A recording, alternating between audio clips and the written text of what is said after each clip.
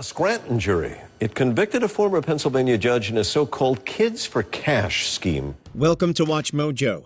And today we're breaking down cases that reveal what happens when power is abused within the very institutions meant to uphold fairness and truth. Officers in the Rampart division are now accused of rigging deportation orders for suspected gang members or witnesses to police misconduct.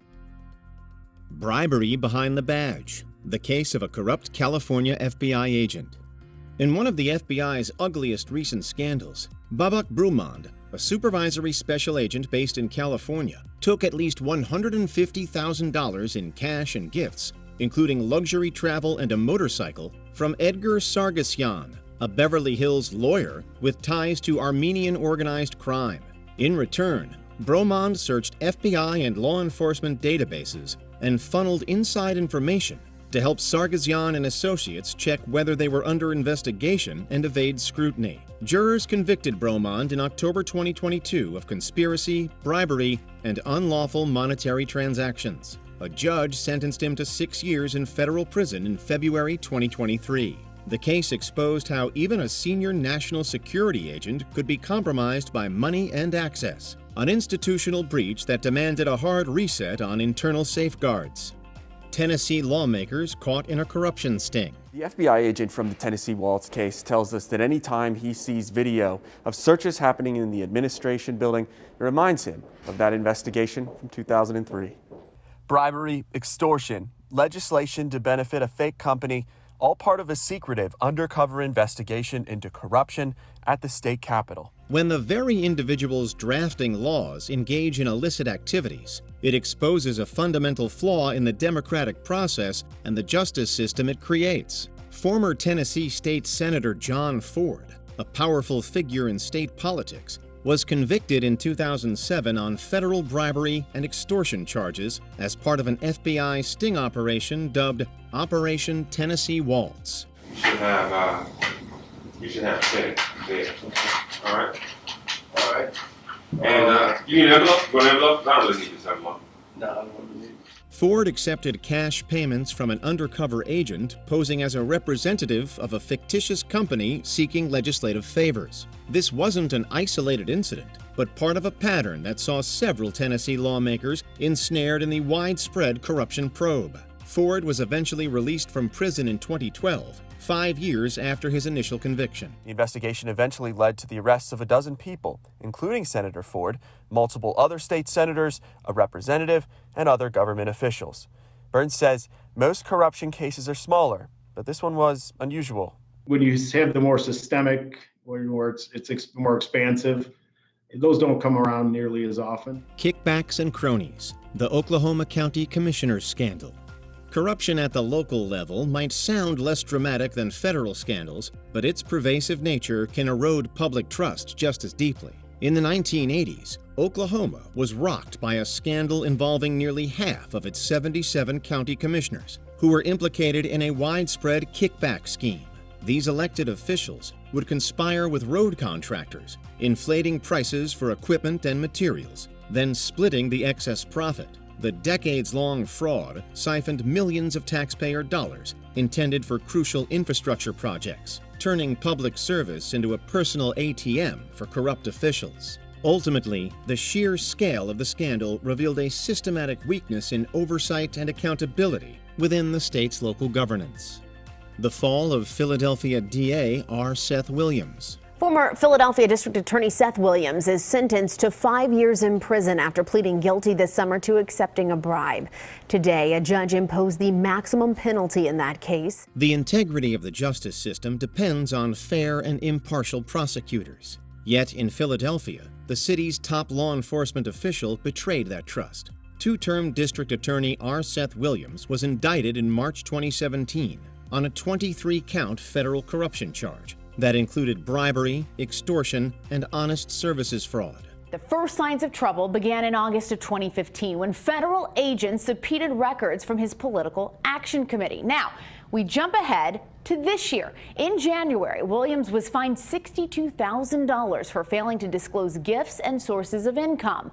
That was the largest ethics fine in city history. According to prosecutors, he accepted lavish gifts, a trip to Punta Cana, a Jaguar convertible, a custom sofa, thousands in cash and checks, in exchange for his agreement to perform official acts. Williams was sentenced to 60 months in federal prison in October of 2017. The scandal exposed how the power of the prosecutor's office can become a tool for personal gain and erode public confidence in justice. I wasn't convicted of bribery, accepting bribes, but there are gifts I should not have accepted. I should have reported all of the gifts. And I accept responsibility for that. Prosecutorial misconduct in the trial of Senator Ted Stevens. That closely contested Senate race in Alaska appears to be over. The Associated Press projects the Republican Ted Stevens has lost his bid for re-election just weeks after being convicted on federal ethics charges. Even seemingly successful prosecutors can reveal deep-seated corruption when justice is ultimately perverted by those wielding the power of the state. The 2008 conviction of Alaska Senator Ted Stevens, then the longest-serving Republican in Senate history, on charges of making false statements, became a notorious example of prosecutorial misconduct. The 85-year-old Stevens, the longest-serving Republican senator in history, was convicted with wiretapped phone conversations.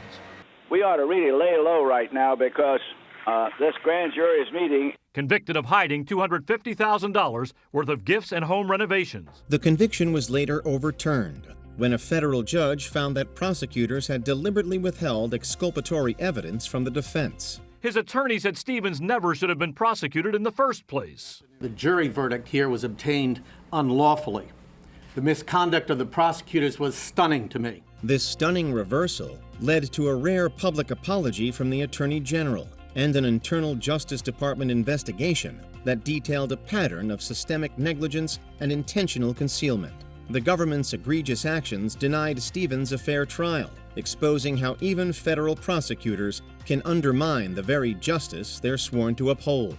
Attorney General Eric Holder promised to drop all charges, saying it is in the interest of justice to dismiss the indictment and not proceed with a new trial. The 1999 Tulia sting operation that destroyed dozens of lives. I was still asleep. And I answered the door, and it's two cops. I mean, everybody had guns pulled. I opened the door, and he said, "Billy, we got a warrant for your arrest." I said, "Huh? For what?" They said, for a controlled substance. And they said, "Well, you have a delivery of a controlled substance." And I said, "To who?" The small town of Tulia, Texas, became a sobering symbol of racial injustice and law enforcement malfeasance in the late 1990s. In 1999, roughly 10% of the town's black population, 47 individuals, were arrested on drug charges based solely on the uncorroborated testimony of an undercover officer, Tom Coleman. Coleman, later exposed as an unreliable informant with a record of misconduct, offered inconsistent accounts and no physical evidence. In a letter to the Tulia Herald, Coleman wrote he was only trying to protect decent citizens from drug dealers. With the ACLU and NAACP lawsuit pending, Coleman, the sheriff, and the district attorney refused to speak with 2020 on camera. They deny the charges in the civil rights lawsuit, and McEachern told our local affiliate that they checked Coleman out before they hired him. The resulting convictions led to lengthy prison sentences, devastating an entire community. And what were you charged with? Delivery, 3 counts, controlled substance to an undercover, Tom Coleman. Delivery of 3.1 grams of cocaine, and they gave me 60 years. So I sold them 3 8-balls of powder cocaine, manufactured and delivered. That was until overwhelming proof of fabrication and racial bias prompted then Texas Governor Rick Perry to pardon 35 defendants in 2003. Corruption on the 1965 Oklahoma Supreme Court. For years, Oklahomans had selected their judges through a party election system, Republican and Democrat. There have been charges of corruption throughout that time. And in 1960s, Oklahoma Supreme Court Justice N.S. Horn, who was 80 years old at the time, testified that he had taken a $150,000 bribe to fix a tax case. When the highest judicial body in the state is compromised, the entire framework of justice risks collapsing. In 1965, Oklahoma was rocked by a scandal that exposed widespread bribery within its own Supreme Court. 3 justices, including the Chief Justice, were implicated in accepting cash bribes and other favors in exchange for influencing court decisions, particularly those involving oil and gas cases. Well, I was embarrassed to find out that our Supreme Court had been taking payoffs. We've been through the grapes of wrath, and now we got a Supreme Court taking payoffs. Which for those of us who were young lawyers was just horrible. This elaborate scheme revealed how judicial integrity could be bought and sold, effectively auctioning off justice to the highest bidder. The scandal led to impeachments, resignations, and criminal convictions, sending shockwaves through the state and forcing a fundamental reevaluation of its judicial ethics and oversight processes from the top down. The system was fixed by basically scrapping political party elections, and in 1967, Oklahomans voted in a new system.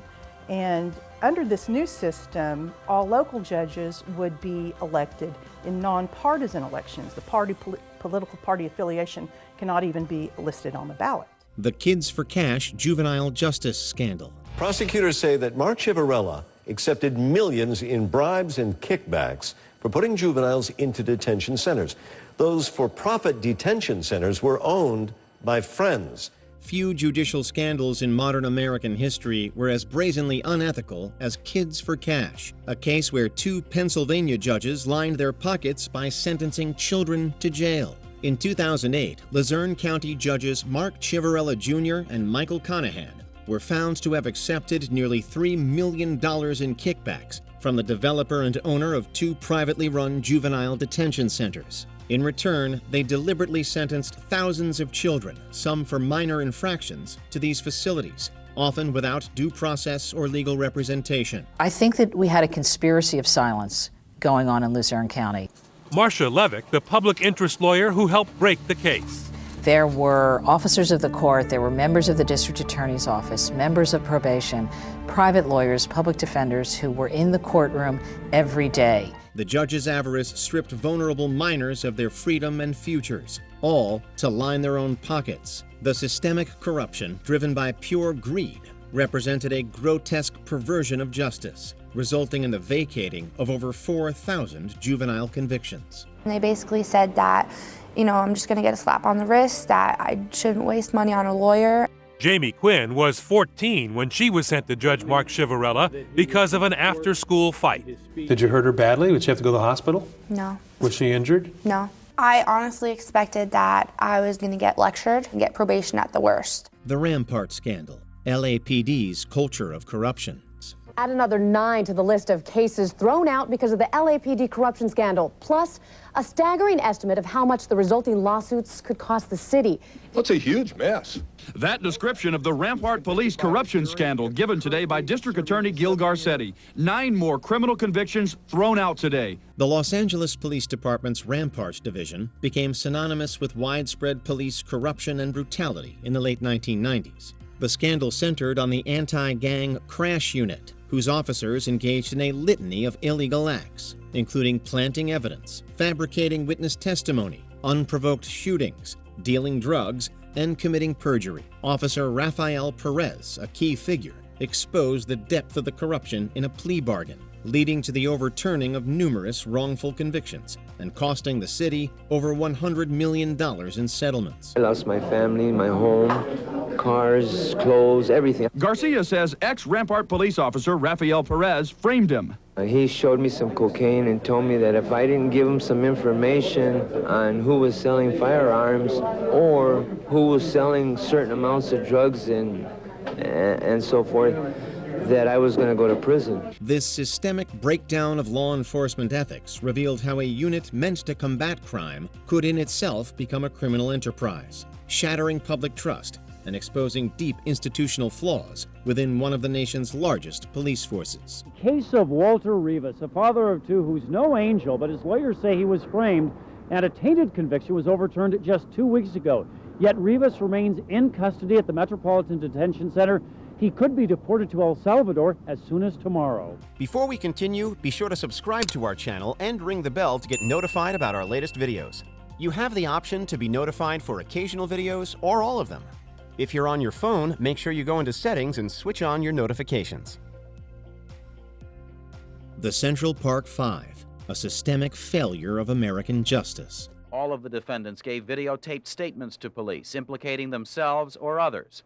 But some of their attorneys charged today that police obtained the confessions by force. The first statement, he said he had nothing to do with it, and they put pressure on him, a lot of pressure. He was slapped around. In 1989, 5 black and Latino teenagers were wrongfully convicted of a brutal attack on a white woman in New York City's Central Park. Despite weak physical evidence, conflicting and coerced confessions, and a rush to judgment fueled by media frenzy, they were sentenced to lengthy prison terms. It took more than a decade for the truth to emerge, when a serial offender confessed to the crime and DNA evidence corroborated his account, leading to the boy's exoneration in 2002. This profound miscarriage of justice laid bare the devastating consequences of prosecutional overreach, prejudiced policing, and a judicial system that failed to protect the innocent. Well, you apologize to the Central Park 5. They've been exonerated. There have been videos and movies shown about the case, and you came out with a full-page ad saying that they should die, that they should have the death penalty. Why do you bring that question up now? It's an interesting time to bring it up. You have people on both sides of that. They admitted their guilt. Which case do you believe left the deepest mark on America's legal system? Are there any cases of corruption that we missed? Be sure to let us know in the comments below.